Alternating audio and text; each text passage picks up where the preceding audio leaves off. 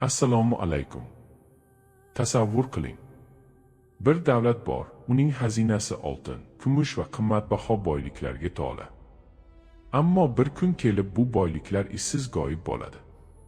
Yana ham qiziqroq savol.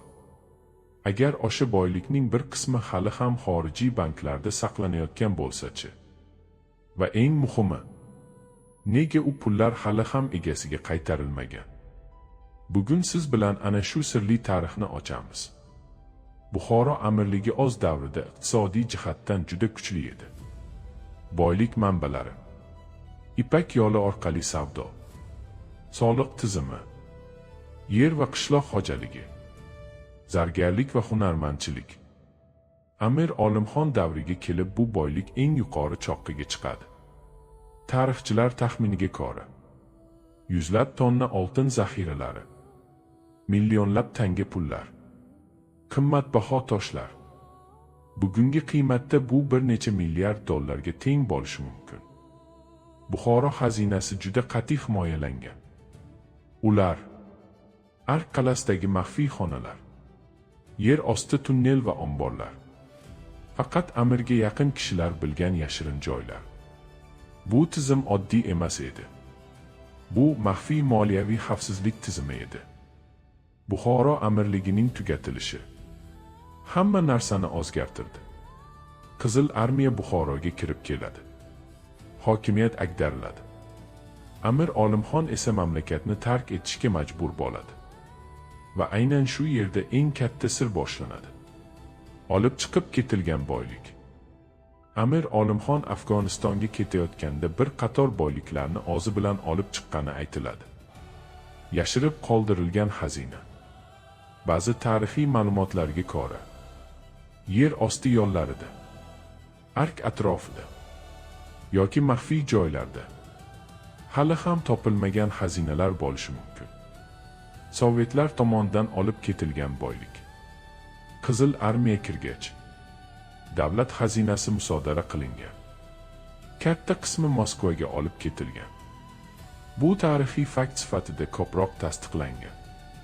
Eng qiziq va bahsli mavzu. Amir Olimxon xorijiy banklarda pul saqlaganmi? Ba'zi tarixiy manbalarga ko'ra, Amir Rossiya imperiyasi banklarida va ehtimol Yevropa banklarida mablag' saqlagan. Nega bu pullar qaytarilmagan? Bu yerda bir nechta sabab bor. Siyosiy o'zgarishlar. Buxoro amirligi tugatildi. Yangi hokimiyat Sovet davlati edi. Eski hukmdorning mablag'lari davlat mulki deb qaraldi. Banklarda pulni olish uchun rasmiy hujjatlar, merosxo'rlar, xalqaro tan olinishi kerak bo'ladi. Amirlik tugagach bu tizim yo'qolgan. Ba'zi tarixchilar aytadi, bu bank pullari haqidagi gaplar ko'proq afsona bo'lishi mumkin. Yana aniq isbotlangan hujjatlar juda kam. Endi eng ko'p muhokama qilinadigan savolga kelamiz. Amir Olimxon haqiqatan ham xorijiy banklarda, xususan Shveysariya banklarida mablag' saqlaganmi? Ba'zi tarixiy taxminlarga ko'ra, Amir o'z boyligining bir qismini xavfsizlik uchun chet elga chiqarib qo'ygan. Bu mablag'lar Yevropa bank tizimida saqlangan bo'lishi mumkin. Eng ko'p tilga olinadigan raqamlar bir necha milliondan o'nlab million dollargacha o'sha davr qiymatida. Agar bugungi qiymatga aylantirilsa, bu yuzlab million, hatto milliard dollarga yaqin bo'lishi mumkin. Lekin muhim jihat, bu raqamlar aniq hujjatlar bilan to'liq tasdiqlanmagan. Ya'ni ular tarixiy taxmin va rivoyatlarga asoslanadi. Bu savol juda murakkab va bir nechta sababga ega. Huquqiy asos yo'qligi.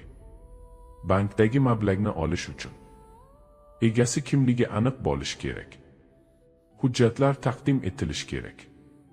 Xalqaro darajada tan olingan voris bo'lishi kerak. Amirlik tugatilgach bu tizim buzilgan.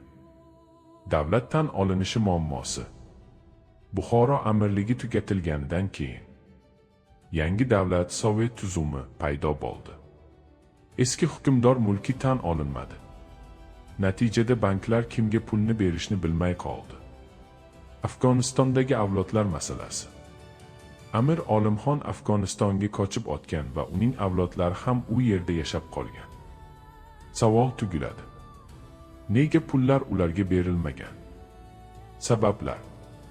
Ular rasmiy davlat vakillari sifatida tan olinmagan. Banklar kuchli hujjat talab qiladi. Meros huquqi xalqaro darajada tasdiqlanmagan.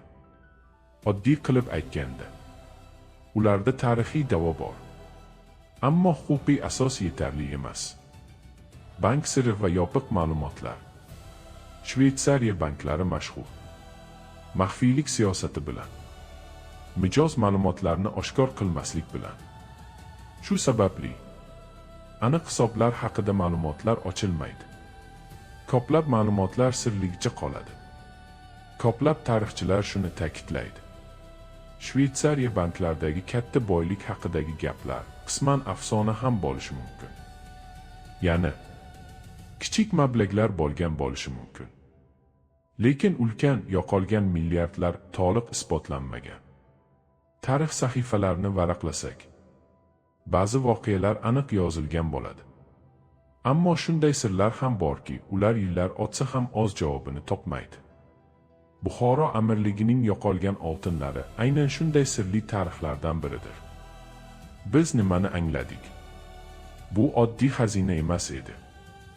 Bu asrlar davomida to'plangan boylik, savdo va siyosat natijasi. Bir davlatning iqtisodiy qudrati edi. Amir Olimxon davriga kelib esa bu boylik o'zining eng yuqori choqqisiga chiqdi. Ammo keyin nima bo'ldi? 1920-yildagi keskin siyosiy o'zgarishlar hamma narsani o'zgartirdi. Amirlik tugatildi. Xazina tarqaldi. Boyliklar turli yo'llar bilan yo'qoldi. Va shu yerda tarix 3 yo'lga ajraldi. Bir qismi olib chiqib ketildi. Bir qismi Sovetlar tomonidan musodara qilindi. Yana bir qismi esa sirli tarzda yo'qoldi. Eng ko'p qiziqish uyg'otadigan savol esa hanuz o'sha. Shveysariya banklarida haqiqatan ham mablag' bormi? Taxminlar bor. Raqamlar aytiladi. Hatto milliardlab qiymatlar tilga olinadi. Ammo aniq hujjatlar yo'q. To'liq isbot yo'q. Rasmiy tasdiq yo'q. Nega qaytarilmagan? Bu savolning javobi ham murakkab. Davlat yo'qolgan. Huquqiy asos yo'q. Merosxo'rlar tan olinmagan. Banklar esa sirni oshkor qilmaydi. Shu sabab bu mablag'lar agar mavjud bo'lsa ham hanuz egasiga qaytmagan. Bu hikoyada haqiqat ham bor, taxmin ham bor va afsona ham bor. Ammo bitta narsa aniq. Bu oddiy oltin haqida hikoya emas. Bu yo'qolgan davlat haqida, yo'qolgan meros haqida va ochilmagan tarixiy sir haqida. Balki bu xazina hali ham bir joyda yashiringandir. Balki u allaqachon boshqa qo'llarga o'tib ketgandir.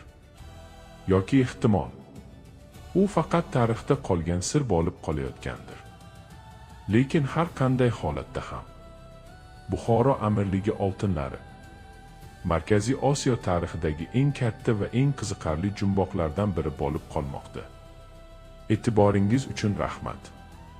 Bizdan uzoqlashmang. Chunki tarixda hali ochilmagan sirlar juda ko'p.